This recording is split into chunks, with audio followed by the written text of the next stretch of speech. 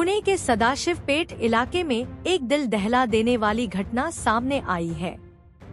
31 मई की शाम करीब 5:45 बजे नशे में धुत एक कार चालक ने चाय की टपरी के पास खड़े एमपीएससी की तैयारी कर रहे 12 छात्रों को कुचल दिया।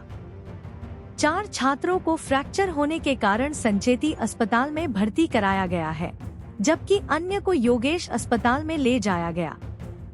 ड्राइवर की पहचान जयराम शिवाजी मुले उम्र 27 के रूप में हुई है, जिसे पुलिस ने हिरासत में ले लिया है। स्थानीय लोगों के अनुसार ड्राइवर नशे की हालत में था।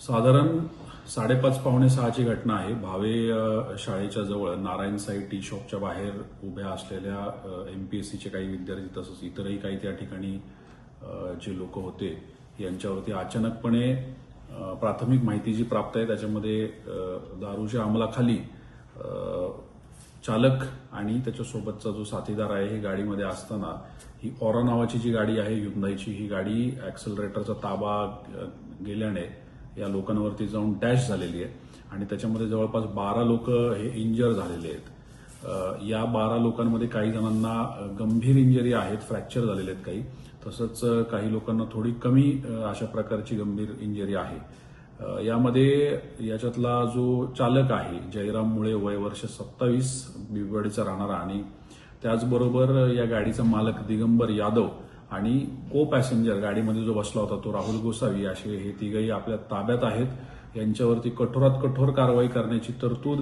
आणि प्रक्रिया ही पोलीस स्टेशन या ठिकाणी चालू आहे।